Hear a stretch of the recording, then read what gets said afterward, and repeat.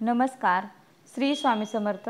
आज आपण या व्हिडिओमध्ये रक्षाबंधनाला कोणत्या 3 राशींना राजयोग तयार होणार आहे ते आज आपण या व्हिडिओमध्ये जाणून घेणार आहोत। रक्षाबंधन हा भाऊ बहिणींचा सण दरवर्षी श्रावण महिन्यातील पौर्णिमेला साजरा केला जातो। यावर्षी 19 ऑगस्ट 2024 रोजी रक्षाबंधन सण साजरा होत आहे। यंदा रक्षाबंधन हा सण श्रावणी सोमवारसारख्या शुभ मुहूर्तावर साजरा होत आहे। तसेच संध्याकाळी राजपंचक निर्माण होत आहे, जो अत्यंत शुभ मानला जातो।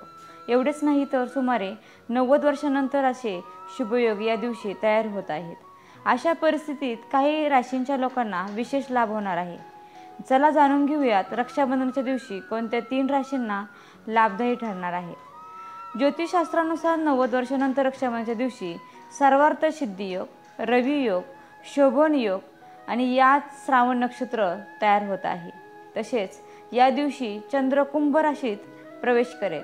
चंद्राचा स्वामी स्वतः आदिदेव भोलेनाथ आहेत आणि कुंभ ही शनीच्या राशीत आहे। आणि अशा स्थितीत या दिवशी काही राशींना भोलेनाथ आणि शनिदेवाची विशेष कृपा प्राप्त होईल। एवढेच नाही तर या दिवशी सिंह राशीमध्ये सूर्य, बुध आणि शुक्र यांची युती तयार होणार आहे आणि यामुळे शुक्रादित्य, बुधादित्य, लक्ष्मीनारायण योग, त्रिग्रही योग, शनी देखील कुंभ राशीत राहून शश राजयोग निर्माण होत आहे। तर पहिली राशी आहे मेष राशी। मेष राशींच्या लोकांसाठी रक्षाबंधनाचा दिवस खूप खास असणार आहे, कारण या राशींच्या 5व्या घरात बुध, शुक्र आणि सूर्य उपस्थित आहेत। शनी आणि चंद्र 11व्या भावात असतील आणि अशा स्थितीत या राशींच्या लोकांना संततीचा आनंद मिळेल। प्रत्येक क्षेत्रात यश मिळवण्याच्या अनेक संधी आहेत। करिअरच्या क्षेत्रातही तुम्हाला खूप यश मिळेल। शनिदेवाच्या कृपेने आयुष्यात फक्त सुखच येणार आहे। भावा बहिणीमध्ये प्रेम वाढेल आणि त्यामुळे कमाईचे अनेक स्रोत उघडू शकतात। व्यवसायातही भरपूर फायदा होणार आहे।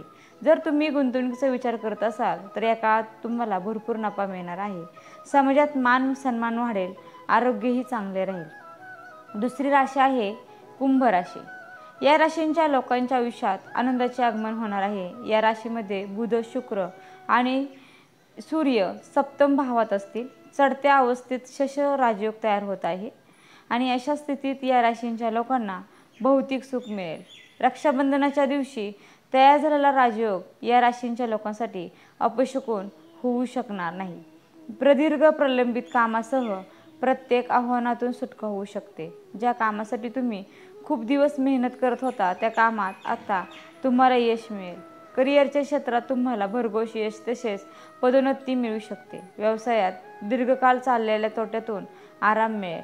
पूर्ण भरपाईसह तुम्हाला अमाप संपत्ती मिळेल। तुम्हाला नवीन करार किंवा प्रकल्प मिळू शकतो। आरोग्यातही चांगलं राहील। अनेक दिवसापासून सुरू असलेले आजारही बरे होताना दिसतील। तिसरी राशी आहे धनु राशी।